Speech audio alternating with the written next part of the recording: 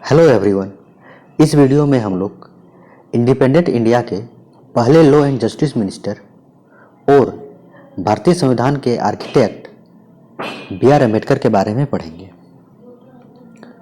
B are Ambedkar का पूरा नाम भीमराव रामजी अम्बेडकर था। वे एक ज्यूरिस्ट के साथ साथ इकोनॉमिस्ट, पॉलिटिशियन और सोशल रिफॉर्मर भी थे, जिन्होंने दलित बुद्धिस्ट मूवमेंट को बहुत ही ज़्यादा इंस्पायर्ड किया और साथ ही साथ अनटचेबल्स के साथ हो रहे सोशल डिस्क्रिमिनेशन के अगेंस्ट कैंपेन भी किया। वे इंडिपेंडेंट भारत के पहले लॉ एंड जस्टिस मिनिस्टर थे और साथ ही साथ कॉन्स्टिट्यूशन, भारत के संविधान के आर्किटेक्ट भी थे। जैसा हमने पढ़ा कि वे first minister of law and justice थे और साथ ही साथ 1947 से 1950 के बीच वे कॉन्स्टिट्यूशन के ड्राफ्टिंग कमेटी के चेयरमैन भी रहे। 1942 से 1946 के बीच वे वायसराय के एग्जीक्यूटिव काउंसिल के लेबर मेंबर भी रहे। उनका जन्म 14 अप्रैल 1891 में मऊ, जो कि ब्रिटिश इंडिया के सेंट्रल प्रोविंस में आता था, में हुआ। ये मऊ आज मध्य प्रदेश के रीजन्स में आता है। 65 साल की उम्र में 6 दिसंबर 1956 को उनका देहांत हो गया। वे बहुत सारे पॉलिटिकल पार्टी जैसे scheduled caste federation, independent labour party और रिपब्लिकन पार्टी ऑफ इंडिया के साथ भी जुड़े रहे। उन्होंने अपना bachelor of arts university of Mumbai से पूरा किया। उसके बाद उन्होंने एमए और पीएचडी के लिए कोलंबिया यूनिवर्सिटी में दाखिला कराया। उन्होंने अपने मास्टर साइंस की डिग्री और डॉक्टर साइंस की degree London school of economics से कंप्लीट किया और फिर ग्रेज इन में बैरिस्टर एट लॉ की पढ़ाई स्टार्ट की। उन्हें इंडिया के highest civilian award Bharat Ratna से में 1990 से नवाजा गया। जैसा कि हमने पढ़ा कि अंबेडकर का जन्म 14 अप्रैल 1891 में महू, उस समय के ब्रिटिश इंडिया के सेंट्रल प्रोविंस में हुआ। वे अपने पिताजी रामजी मलावजी सकपाल के चौथे और आखिरी पुत्र थे। उनकी माता का नाम भीमाबाई सकपाल था। उनके पिताजी रामजी मलोजी सकपाल ब्रिटिश के सरकार के, ब्रिटिश गवर्नमेंट के इंडियन ऑफिसर में सूबेदार रैंक में थे। उनका जन्म दलित पुअर लो महार कास्ट फैमिली में हुआ। ये महार कास्ट फैमिली उस समय के अनटचेबल्स में आते थे और इन टचेबल्स को के साथ सोशली एंड इकोनॉमिकली डिस्क्रिमिनेशन उस समय किया जाता था। उनके जो एंसेस्टर थे वे ब्रिटिश ईस्ट इंडिया कंपनी में आर्मी के लिए काम किया करते थे और साथ ही साथ उनके पिताजी ने भी ब्रिटिश इंडियन आर्मी में के महू कंटोनमेंट में अपना सर्विस दिया। यदि हम बात करें अंबेडकर की, तो बी आर अम्बेडकर का जब दाखिला स्कूल्स में कराया गया तो अंबेडकर के साथ साथ जितने भी अनटचेबल्स उस स्कूल में पढ़ते थे सभी को अलग सेग्रीगेटेड रखा जाता था और साथ ही साथ टीचर्स के द्वारा उन्हें अटेंशन भी बहुत कम दिया जाता था और बहुत कम हेल्प मिलती थी। उन्हें क्लास के अंदर बैठने का भी अलाउ नहीं था। यहाँ तक कि पानी पीने का भी अधिकार नहीं था। अगर उन्हें पानी पीने की जरूरत पड़ती थी तो उस वहाँ के अदर हाई क्लासेस के द्वारा पानी बहुत ही हाइट से पिलाया जाता था। जनरली ये काम उस स्कूल के पियोन का था, क्योंकि उन्हें न तो पानी पीने का, पानी को छूने का अधिकार था, न ही उसके वेसल्स और कंटेनेंट को छूने का अधिकार था। इसीलिए उन्हें बहुत ही हाइट से पानी पिलाया जाता था और यदि उस दिन पियोन नहीं आते थे तो वहाँ के अनटचेबल्स के साथ साथ अंबेडकर को बिना पानी पिए घर जाना पड़ता था। उन्होंने इन सभी सिचुएशंस का डिस्क्रिप्शन अपने writings no peon no water में किया। 1894 में रामजी सकपाल का रिटायरमेंट हो गया और इसके साथ ही साथ उनकी फैमिली सतारा मूव कर गई। सतारा मूव करने के कुछ दिन बाद अंबेडकर के मदर का देहांत हो गया। अंबेडकर और उनके जितने भी ब्रदर्स और सिस्टर्स थे सभी का केयर उनके पैटर्नल अंट के द्वारा किया गया और बहुत ही डिफिकल्ट सर्कमस्टांसेस में उन्होंने अपना लाइफ गुजारा। उनके जितने भी भाई और सिस्टर्स थे उनमें अंबेडकर ही सिर्फ थे जिन्होंने एग्जामिनेशन पास कर हाई स्कूल में दाखिला करवाया। और इसके साथ ही साथ अंबेडकर का सरनाम अगर हम देखें तो उनका सरनाम सकपाल था, लेकिन जब स्कूल में उनका दाखिला करवाया जा रहा था तो उनके पिताजी ने उनका नाम अंबाड़वेकर रखा। यह अंबाड़वेकर जो नाम है वो उनके नेटिव विलेज जो कि रत्नागिरी डिस्ट्रिक्ट में आते हैं अंबाड़वे, वहाँ से लिया गया है। जब उनके टीचर्स, एक उनके शिक्षक थी जिनका नाम था कृष्णा केशव अंबेडकर, और कृष्णा केशव अंबेडकर ने उनका सरनेम अंबाड़वेकर से अंबेडकर रखा ताकि उसके स्कूल रिकॉर्ड्स में अंबेडकर लिखा जा सके। 1897 में अंबेडकर की फैमिली मुंबई मूव कर गई और वहाँ उन्होंने एल्फिंस्टन हाई स्कूल में अपना दाखिला करवाया। अंबेडकर कहते हैं कि उस स्कूल में वे सिर्फ इकलौते अनटचेबल्स थे। 1906 ईस्वी में अंबेडकर की शादी, जिस समय वो 15 साल की उम्र के थे, उस समय उनका अरेंज मैरिज एक 9 साल की लड़की जिनका नाम रामाबाई था उनके साथ कराया गया। 1907 में अंबेडकर ने अपना मैट्रिकुलेशन एग्जामिनेशन पास किया और उसके बाद यूनिवर्सिटी ऑफ बॉम्बे से एफिलेटेड एल्फिंस्टन कॉलेज में उनका एडमिशन हुआ। 1912 में अंबेडकर ने इकोनॉमिक एंड पॉलिटिकल साइंस में अपनी डिग्री बॉम्बे यूनिवर्सिटी से प्राप्त की और उसके बाद उन्होंने बड़ौदा स्टेट गवर्नमेंट के लिए नौकरी के लिए प्रिपरेशन करना स्टार्ट कर दिया। 1913 में 22 साल की उम्र में अंबेडकर यूएस मूव कर गए। अंबेडकर जब यूएस गए तो उस समय उन्हें बड़ौदा स्टेट स्कॉलरशिप के द्वारा अवार्ड किया गया। यह स्कॉलरशिप 3 साल के लिए था और हर मंथ दिया जाता था। इस स्कीम को, ये जो बड़ौदा स्टेट स्कॉलरशिप स्कीम्स था, इस स्कीम को सायाजीराव गायकवाड़ III के द्वारा स्टेब्लिश किया गया ताकि जो भी न्यूयॉर्क के कोलंबिया यूनिवर्सिटी में पोस्ट ग्रेजुएशन की पढ़ाई कर रहे थे उन्हें वहाँ पढ़ने की अपॉर्चुनिटी प्रोवाइड करने के लिए इस तरह के स्कॉलरशिप का डिजाइन किया गया था। जून 1915 में अंबेडकर ने एमए पास किया जिसमें उनका सब्जेक्ट्स था, मेजॉरिटी सब्जेक्ट उनका इकोनॉमिक्स था और इसके साथ ही साथ सोशियोलॉजी, हिस्ट्री, फिलोसॉफी और एंथ्रोपोलॉजी, ये भी उनके अदर सब्जेक्ट्स थे। उन्होंने अपना first thesis ancient Indian commerce present किया और इसके साथ ही साथ हम देखेंगे कि अंबेडकर जॉन डेवी से बहुत ज़्यादा इन्फ्लुएंस थे और उनकी डेमोक्रेसी पर किए गए कार्य से। जॉन डेवी 20th सेंचुरी के एक अमेरिकन फिलोसोफर्स थे और साथ ही साथ एजुकेशन रिफॉर्मर भी थे। 1916 में अंबेडकर ने अपना second thesis national dividend of India, A historic and analytical study प्रस्तुत किया। ये जो थीसिस है उन्होंने अपने एनोदर एमए के लिए बनाया था। 9 मई 1916 में उन्होंने अपना और एक पेपर प्रेजेंट किया जिनका नाम था caste in India, their mechanism, genesis and development.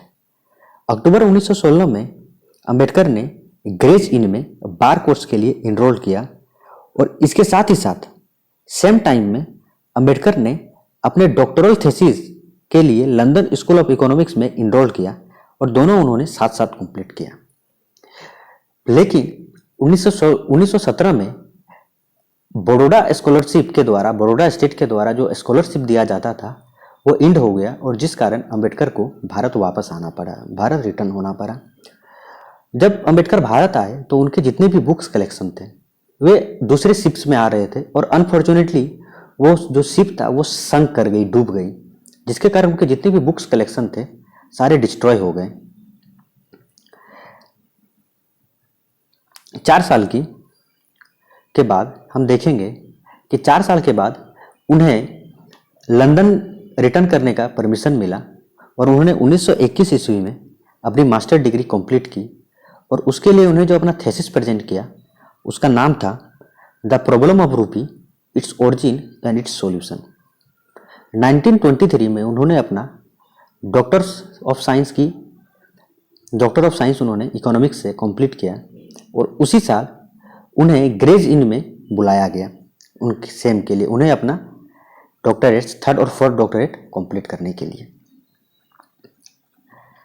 हम देखेंगे कि जैसा हमने पढ़ा कि अंबेडकर को का एजुकेशन बड़ौदा स्टेट के प्रिंसली स्टेट्स के द्वारा दिया गया था, इसलिए ही वाज बाउंड, वो बाउंड थे कि वे बड़ौदा स्टेट के लिए काम करें और इसी के लिए उन्हें मिलिट्री सेक्रेटरी के रूप में गायकवाड़ में अपॉइंटमेंट कराया गया। लेकिन बहुत ही शॉर्ट टाइम में उन्होंने वो नौकरी छोड़ दी क्योंकि इस नौकरी के दौरान उनको बहुत सारे डिफिकल्टीज का सामना करना पड़ा, जिनको कि उन्होंने अपने book A waiting for A visa में लिखा है। ये बहुत ही बढ़िया बुक है, आप उसको जरूर पढ़िए।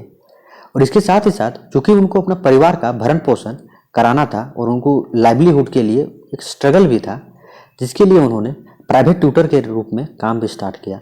बाद में उन्होंने अकाउंटेंट के रूप में भी काम किया और साथ ही साथ एक इन्वेस्टमेंट कंसल्टिंग बिजनेस भी स्टेब्लिश किया। लेकिन जैसे ही उनके क्लाइंट्स को पता चलता था कि ही वॉज एन अनटचेबल, वो अनटचेबल्स थे, तो वे क्लाइंट्स जो है वे उनसे काम नहीं करवाते थे, जिसके कारण उनका बिजनेस भी फेल कर गया। 1918 में वे पॉलिटिकल इकोनॉमी में प्रोफेसर के रूप में Sydenham college of commerce and economics में, जो मुंबई में है, वहाँ एक प्रोफेसर के रूप में काम स्टार्ट किया। और वहाँ पे जो भी डिस्क्रिमिनेशन होते थे पानी पीने के लिए, इस चीज़ को ऑब्जेक्ट करने में वो सक्सेसफुल रहे।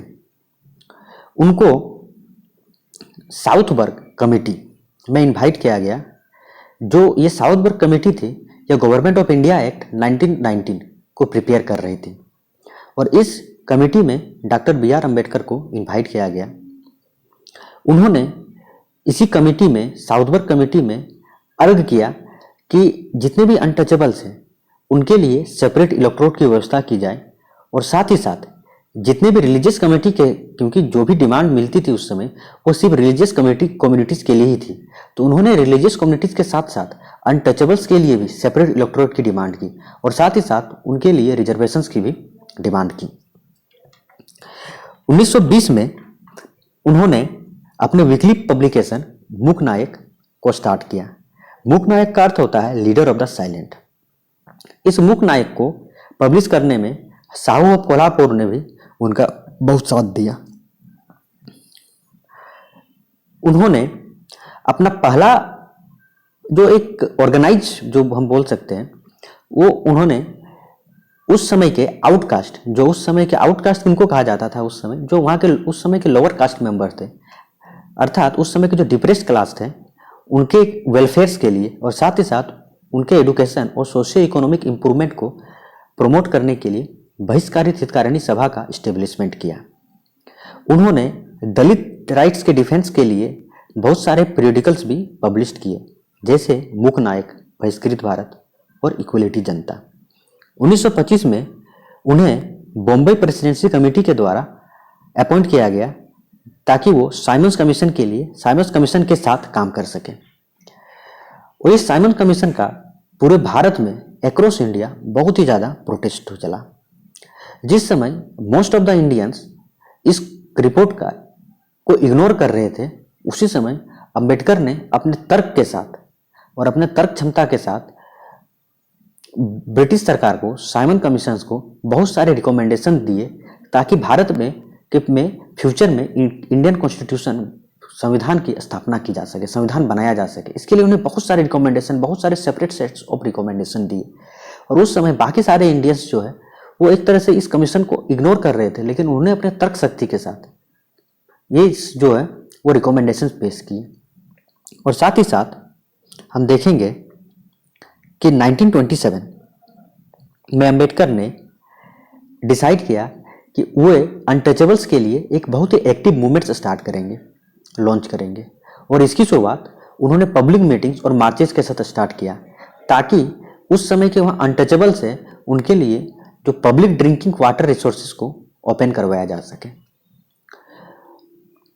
उन्होंने हिंदू टेम्पल में दलित्स, जो अनटचेबल्स है, उनको राइट्स मिल सके, उनको टेम्पल्स में, हिंदू टेम्पल्स में एंट्री मिल सके, इसके लिए भी स्ट्रगल करना शुरुआत किया।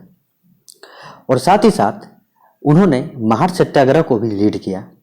ये महार सत्याग्रह अनटचेबल्स कम्युनिटी के राइट्स, ताकि उस जो टाउन है उस टाउन के मेन टैंक से वे पानी पी सके। सोचिए, पानी पीने के लिए उन्हें उस समय आंदोलन करना पड़ा, सत्याग्रह करना पड़ा। तो उन्होंने महार सत्याग्रह को भी लीड किया। 1927 में उन्होंने क्लासिकल हिंदू टेक्स्ट मनुस्मृति को पब्लिकली कंडेम्ड किया और उन्होंने उस मनुस्मृति में जो इलॉजिकली जस्टिफाइंग है, क्योंकि जो मनुस्मृति था वो कास्ट डिस्क्रिमिनेशन और अनटचेबिलिटी को जस्टिफाई करती है और इलॉजिकली जस्टिफाई करती है, इसलिए उन्होंने उस एनिसेंट टेक्स्ट की कॉपी को बर्न भी किया। और साथ ही साथ 25 दिसंबर 1927 में उन्होंने अपने थाउजेंड्स ऑफ फॉलोअर्स के साथ मनुस्मृति की कॉपी को पब्लिकली बर्न किया। इसीलिए 25 दिसंबर को मनुस्मृति दहन दिवस मनाया जाता है। 1930 में अंबेडकर ने कालाराम टेम्पल मूवमेंट भी लॉन्च किया। अब हम आते हैं पूना पैक्ट में। 1932 में ब्रिटिश पीएम रामसे मैकडोनल्ड्स ने डिप्रेस्ड क्लास के लिए, इंडिया में रह रहे डिप्रेस्ड क्लास के लिए सेपरेट इलेक्टोरेट के फॉर्मेशन को अनाउंस किया, जो कि अंबेडकर के अथक प्रयासों से संभव हुआ था। लेकिन गांधी ने उस सेपरेट इलेक्टोरेट को ओपोज किया और यह आर्गुमेंट दिया कि ये जो अरेंजमेंट है, ये जो सेपरेट इलेक्टोरेट का आर्गुमेंट है का जो अरेंजमेंट है वो हिंदू कम्युनिटी को डिवाइड कर देगी। और इसी के विरोध में गांधी ने जालौरा सेंट्रल जेल जो पुणे में है वहां पे फास्टिंग स्टार्ट कर दिया। कांग्रेस के बहुत सारे पॉलिटिशियंस और एक्टिविस्ट ने इस बीच मध्यस्थता की, जैसे कि मदन मोहन मालवीय हो गए, और उन्होंने अंबेडकर और उनके फॉलोअर्स के साथ गांधी जी का ऑर्गेनाइज ज्वाइंट मीटिंग्स कराया। और इसके साथ ही 25 सितंबर 1932 में एक एग्रीमेंट साइन किया गया अंबेडकर, जिसमें कि अंबेडकर डिप्रेस्ड क्लास के बिहाफ से और मदन मोहन मालवीय हिंदू क्लासेस के बिहाफ से प्रेजेंट किया, उस एग्रीमेंट को साइन किया। और इसमें ये जो सेपरेट इलेक्टोरेट है, इस सेपरेट इलेक्टोरेट की व्यवस्था को खारिज कर दिया। और ये देखिए, ये सेपरेट इलेक्टोरेट जो गांधी ने इसका अपोज किया, जिसका अभी भी आज के समय में भी इसका बहुत ही ज़्यादा उनका क्रिटिसाइज किया जाता है। और इस एग्रीमेंट में, इस पूना पैक्ट में एग्रीमेंट में, जो कि 25 सितंबर 1932 में हुआ, उसमें जो प्रोविंशियल लेजिस्लेचर है, जो जनरल इलेक्टोरेट है, उसके प्रोविंशियल लेजिस्लेचर में डिप्रेस्ड क्लास के लिए रिजर्व सीट की व्यवस्था की गई सेपरेट इलेक्टोरेट के जगह पे। Thank you. हम अगले वीडियो में, ये हमारा डॉक्टर बी आर अम्बेडकर के बारे में, ये हमारा फर्स्ट सीरीज है। हम और 2 सीरीज लाएंगे, जिसमें कि इसके बाद के सीरीज में सेकंड हमारा सीरीज होगा, उसमें अंबेडकर के बायोग्राफी को हम कंटिन्यू करेंगे। और इसके साथ ही साथ जो नेक्स्ट, जो हमारा तीसरा आपका जो पार्ट आएगा, उसमें डॉक्टर बी आर अम्बेडकर के फिलोसॉफी और डॉक्टर बी आर अम्बेडकर के थॉट्स को हम लोग उसमें पढ़ेंगे। तब तक के लिए धन्यवाद।